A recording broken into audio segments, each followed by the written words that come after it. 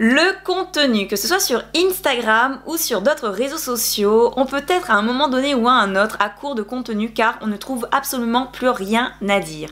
Comment trouver du contenu? Comment devenir une machine à contenu? C'est la question à laquelle je réponds aujourd'hui dans cette vidéo. Salut, je m'appelle Jenny, bienvenue sur ma chaîne YouTube destinée aux solopreneurs en ligne, que tu sois coach, formateur ou créateur de contenu. Dans ma dernière vidéo, dans laquelle je parlais des hacks story Instagram, c'est-à-dire des astuces qu'on pouvait mettre en place pour pouvoir engager un peu plus l'audience en story Instagram, il y a une question qui revient souvent, ok, mais de quoi je peux parler? De quoi je vais bien parler? La première réponse qui me vient en tête, c'est parle de ton sujet. Mais à un moment donné, on est tellement pris par trop d'informations, on voit du monde qui fait des choses à droite, qui fait des choses à gauche, qu'au final on se dit je n'ai plus rien à dire en fait, je ne sais plus quoi dire. Une deuxième raison pour laquelle on peut être arrêté, on peut être collé, on peut être scotché à un mur, au mur de je m'arrête et j'arrive plus à avancer, c'est tout simplement parce qu'on n'est pas au même niveau que notre audience. On n'est pas au même niveau, donc on va communiquer sur des choses que notre audience ne va pas forcément comprendre et on va pas avoir de l'engagement et on va penser que le contenu qu'on est en train de faire ne plaît tout simplement pas. Et comme il ne plaît pas, qu'est-ce qu'on va faire? On va arrêter de communiquer car on est en recherche de contenu qui peut plaire. Et avant de te donner les astuces pour t'aider à être une véritable machine à contenu, je tiens à te dire que la raison numéro 1 qui va faire que tu vas tenir sur les réseaux sociaux, qui va faire que tu vas trouver du contenu, c'est la passion. Tu dois réellement être passionné par ce que tu proposes, par ce que tu vas partager. Pourquoi? Parce que quand on est passionné, on a plus de facilité à trouver des sujets, on a plus de facilité aussi à parler avec la personne d'un sujet qui nous intéresse, puisqu'on a cette flamme qui nous donne envie de vraiment transmettre à ces personnes, à ton audience, le message que tu as simplement à donner. La deuxième chose à tenir en compte quand tu veux vraiment être une machine à contenu, c'est à qui tu parles, qui est ton audience, qui se cache derrière ton audience. Si tu ne sais pas à qui tu parles, tu auras du mal à parler à la personne. Si tu ne sais pas si c'est une personne qui veut maigrir, si c'est une personne qui veut tout simplement apprendre à bien cuisiner, si c'est une personne qui veut faire du business ou qui veut vendre dans l'immobilier ou qui veut tout simplement être en ligne, si tu ne sais pas ce que veut cette personne, tu auras du mal à lui donner de la valeur. Pourquoi? Parce que tu seras déjà embrouillé dans ta tête, tu vas te dire que je vais parler d'un jour de ci, un jour de ça, il n'y aura pas vraiment de fil conducteur à ce que tu vas dire ou à ce que tu vas partager, et ce qui va se passer, c'est que les gens vont se perdre, puisqu'ils vont venir vers toi pour un sujet et vont se rendre compte le lendemain que ce n'est pas forcément ton sujet de prédilection. D'où l'intérêt d'être passionné, de savoir à qui on va parler. La création de contenu est un vrai problème récurrent. C'est pourquoi il fait l'objet d'un gros module dans ma formation Boost Academy. Si tu veux plus d'informations à ce sujet, je t'invite à aller voir le lien qui se situe en description. Aujourd'hui dans cette vidéo, je vais te partager une partie de mes sources d'informations pour pouvoir créer du contenu qui engage sur Instagram. Une de mes premières sources d'informations, Pinterest. Bienvenue sur Pinterest. Pinterest qui est vraiment une source d'information intarissable, j'ai envie de dire. Vous ne pouvez pas en finir avec l'information de toute façon sur le net. Quand vous arrivez sur Pinterest, vous allez taper, admettons, un mot-clé. Ça peut être business tips ou encore leadership, leadership français. Et là, vous allez arriver sur des types de posts qui vont vous donner de l'inspiration par rapport à votre thème si vous êtes dans le domaine business, bien évidemment. Donc, après avoir regardé un peu ce qui se fait, vous pouvez tomber sur un post comme ça, être proactif, et là vous voyez qu'on vous donne une liste d'éléments, et cette liste d'éléments peut être transcrite, peut être traduisible ou peut être transformée en 1, 2, 3, 4, 5, 6, 7 posts. À savoir que sur chaque post, vous pouvez faire des citations qui vous permettent de dire j'aide quelqu'un sans attendre qu'on me le demande, et d'expliquer dans le post pourquoi cette citation-là fait sens chez vous. Vous pouvez également, avec Pinterest, donc là, c'est les nombreux exemples, il y a également des citations. Le genre de post que j'aime bien, c'est vraiment ce genre de post, puisque ce genre de post me permet, en modélisant, c'est-à-dire en m'inspirant, de pouvoir créer des carousels. Les carousels, c'est quoi? C'est tout simplement ce type de post. Alors, on remonte au début. 6 talents essentiels d'un leader, et de prendre un titre et d'expliquer ma vision de ce titre. Qu'est-ce que cela signifie pour moi? Partager sa vision, fixer des objectifs, insuffler la passion, donner du sens, etc., etc., etc. Donc, ça vous permet réellement d'avoir du contenu qui vous parle. Faites quelque chose qui vous parle. Ne faites pas quelque chose qui va à l'encontre de votre nature. Et ce qui est super intéressant également avec Pinterest, c'est que sitôt que vous avez repéré un post, vous avez d'autres posts du même style qui va être proposé, d'où l'intérêt de les enregistrer et de les mettre quelque part sur votre Pinterest. Au moins, vous y avez toujours accès et vous pouvez toujours avoir du contenu sous la main. Ma deuxième source d'information, Answer the Question. J'espère que je prononce bien. Answer the Question est un site internet qui te permet de regrouper toutes les questions que se posent les gens à partir d'un mot-clé. L'avantage, c'est que tu peux mettre ce mot-clé en français. Toutefois, si tu parles bien anglais, sache qu'il y a d'autres sites comme Answer the Question qui permet d'avoir un listing de questions à se poser ou à répondre pour pouvoir aider ton audience. Comme tu as pu le remarquer, ce n'est pas Answer the Question, c'est Answer the Public. Je t'avoue que ça fait plus d'1 an que je l'utilise et à chaque fois, je l'appelle Answer the Question, sans doute parce qu'il nous permet d'avoir des questions. Mais c'est Answer the Public. Ce site, il permet de regrouper toutes les questions qui se posent sur Google, par exemple, et c'est super intéressant, surtout quand on veut savoir quelles sont les questions que se posent les gens. Alors, bien entendu, je vais chercher, hop là, la France. Hop là. Ici, je veux que ce soit en français. Et ici, je vais taper par exemple manger sain. Search. Et ce qui va se passer, c'est que lui, il va faire sa recherche. Le nombre de recherches est limité. Toutefois, on va dire, sur une semaine, on peut faire quand même des recherches qui nous permettent d'avoir différents types de questions. Et là, tu as un panel de questions par rapport à manger sain. C'est manger sain quand on est étudiant, manger sain quand on n'a pas le temps, manger sain quand on n'aime pas cuisiner, quand vouloir manger sainement devient une maladie. Je ne sais pas comment ça s'appelle, mais ça peut être un sujet quand on mange sain sans produits chimiques, etc. La torexie, voilà. Quand manger sain devient obsessionnel. Qu'est-ce que la torexie? Quand manger sain devient professionnel et tu écris ton post. Le gros avantage ici, c'est que vous pouvez sauvegarder l'image et vous pouvez également télécharger puisqu'il n'y a pas que sous forme de questions, il y a également ici des propositions avec des prépositions. Là, dans ce cas, c'est manger sain, menu, manger sain, programme. Comment manger sainement avec un petit budget? Ça, c'est clairement un sujet qui est fortement intéressant.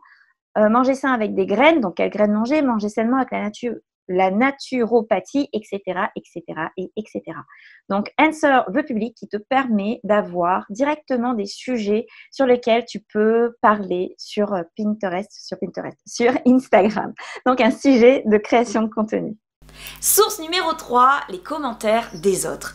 Il y a quelque chose que je fais souvent et encore aujourd'hui, ça s'appelle de la veille. La veille concurrentielle. Certains peuvent l'appeler d'ailleurs, la veille concurrentielle. C'est-à-dire que je vais aller sur YouTube ou sur Instagram, je vais avoir des gens avec que je suis et que j'apprécie et ces gens, ils ont une communauté très engagée. Et que se passe-t-il quand on a une communauté très engagée? La communauté va partager ses problèmes, ses points de douleur, ses points de peine dans le domaine, bien entendu, que tu traites. Si tu traites du business, tu vas voir d'autres personnes, d'autres profils qui vont traiter du business. Si tu traites de la cuisine, tu vas voir d'autres profils qui traitent de la cuisine et t'intéresser aux problèmes des autres. Pour cela, ça te demande de tout simplement lire le commentaire, de répondre aussi de temps en temps pour pouvoir jouer un peu le jeu de l'algorithme d'Instagram et de pouvoir surtout repérer les points de douleur que les gens ont et les utiliser pour pouvoir communiquer dessus. Sur YouTube, le travail est le même. Je pense que le mieux, c'est de te montrer. Nous voici sur YouTube. Admettons que tu es dans le domaine de la mode et que tu désires faire de la colorimétrie. Au passage, quel que soit ton domaine, si tu as du mal à trouver ta niche, je t'invite à regarder cette vidéo. Maintenant, tu es sur YouTube et tu veux chercher de l'information ou plutôt faire de la veille pour savoir quels sont les problèmes que se posent les gens. Tu vas prendre une vidéo, on va prendre celle-là aujourd'hui.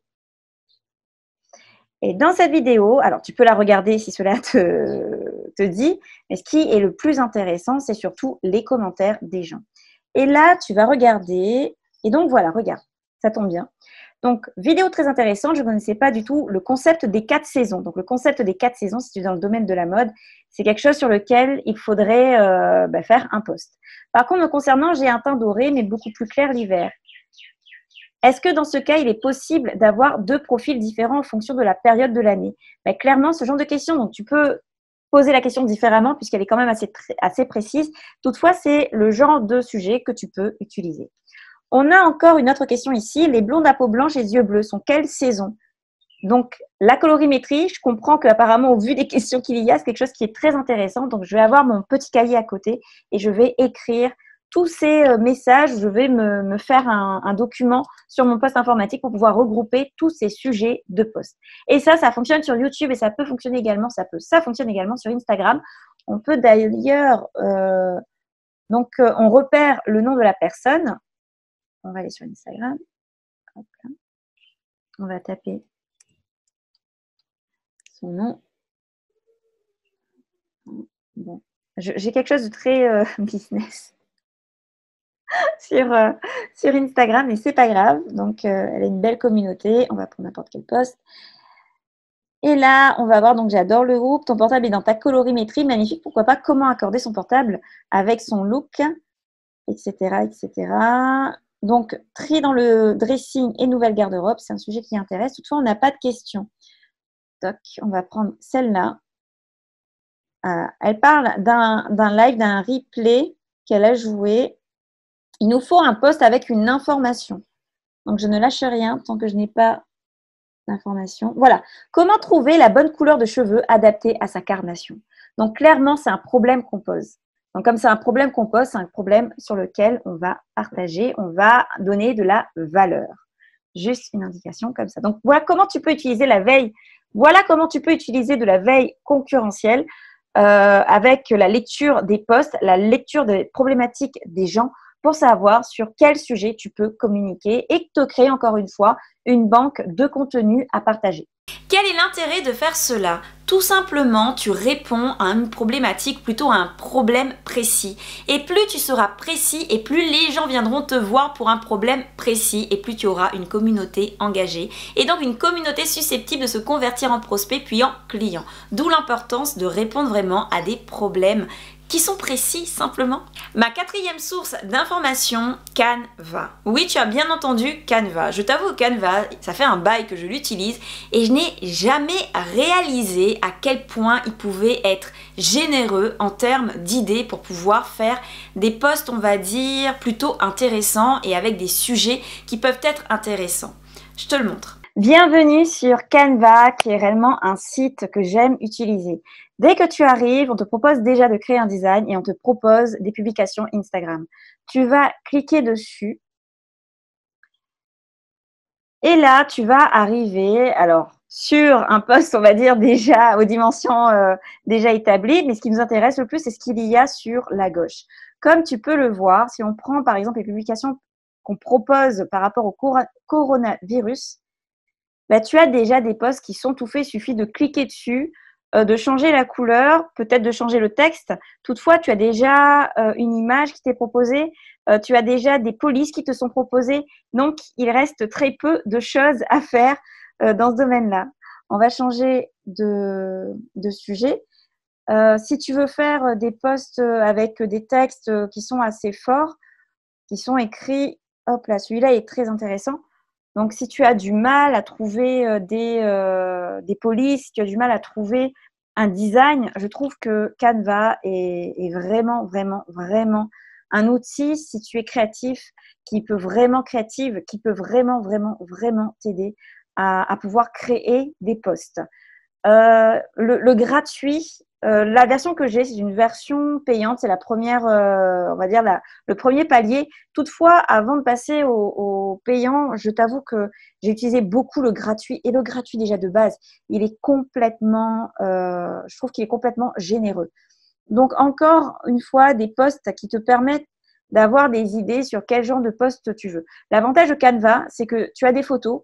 Si toi, par exemple, tu parles de la nature, tu vas chercher des photos qui sont gratuites d'exploitation. Alors, quand c'est écrit pro, ça veut dire que tu dois payer la photo. Toutefois, tu as, hop là, mais moi maintenant, voilà, tu as des photos également gratuites. Ensuite, au niveau des éléments, admettons que toi, hop là, je vais cliquer là-dessus. Je vais mettre tout en blanc. Je vais tout supprimer. Peut-être pas l'écriture. Et admettons qu'ici, tu es dans un domaine plutôt féminin. Tu vas taper femme. Et donc, tu auras des posts qui te permettent de faire de la création de posts sans te dire, sans être, on va dire, comment dire, un dessinateur ou quelqu'un, un professionnel, quoi, quelqu'un, un graphiste ou autre. C'est ce qui permet de vraiment faire la différence. Maintenant, le petit plus que je vais te donner, la petite astuce que je vais te donner avec Canva, c'est que quand tu es dans éléments, il y a des éléments comme ici, les stickers, afficher tout. Ce sont des éléments, on va dire, qui sont animés. Admettons qu'on prenne celui-là. OK, for my ladies. Hop là. Le fait que tu prennes l'élément animé comme ça te permet, quand tu vas télécharger, de le télécharger sous forme de vidéo. Et il faut savoir que sur Instagram, quand tu vas proposer un post sous forme de vidéo, aussi petit, c'est-à-dire que là, on est dans de l'ordre de 4 à 5 secondes, aussi petit soit le temps de la vidéo, Instagram va pousser un peu plus ton post. Donc, voilà comment faire un post simplement avec un dessin, sans avoir, on va dire, le coup de main, le coup de crayon et pouvoir proposer des choses très intéressantes. La 5e source d'information qui est pour moi la plus importante de toutes réellement, ton audience. Oui, ton audience te pose des questions et tu dois y répondre car ce sont des questions qui vont l'engager. Si tu débutes et que tu te dis je n'ai pas forcément d'audience, donc je ne sais pas qu'est-ce qu'on peut me poser comme question, j'ai envie de te dire c'est totalement faux. Tu as forcément quelqu'un dans ton entourage qui est déjà venu te voir pour te poser une question. Dans ton domaine justement.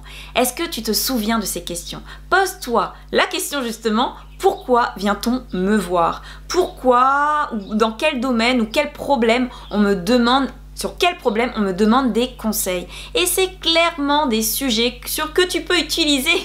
Ce sont clairement des sujets que tu peux utiliser pour pouvoir communiquer dessus. Une autre idée également, quand tu commences à avoir des gens qui sont intéressés par ce que tu fais, c'est quand tu les rencontres.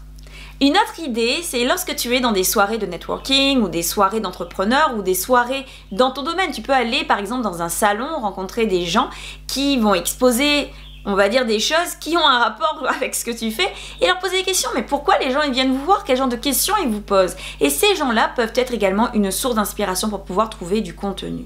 Maintenant, si tu ne sais vraiment pas sur quoi communiquer, je t'ai déjà donné 4 sources d'informations qui vont déjà t'aider. En tout cas, ce que je te demande à partir d'aujourd'hui, c'est vraiment d'avoir un petit calepin, un petit cahier dans ton sac. Au moins, dès qu'une personne te pose une question, dès que tu vois un sujet de prédilection sur un magazine, par exemple, et que tu te dises « c'est clairement quelque chose dont j'ai envie de parler et ça répond à des problèmes que je peux régler, à une solution que je peux proposer », de l'écrire sur ton cahier ou sur ton calepin. Ainsi, tu te construiras au fur et à mesure une banque de contenu. Dans la prochaine vidéo, nous parlerons de conversion. Comment convertir son audience en prospect. Je te remercie d'avoir regardé cette vidéo jusqu'au bout. Tu peux me retrouver sur Instagram et tu peux également venir dans mon groupe Facebook Boost Academy dans lequel je réponds aux questions de solopreneurs en ligne. Je te souhaite une belle vie, de beaux projets et de cartonner. À la prochaine vidéo.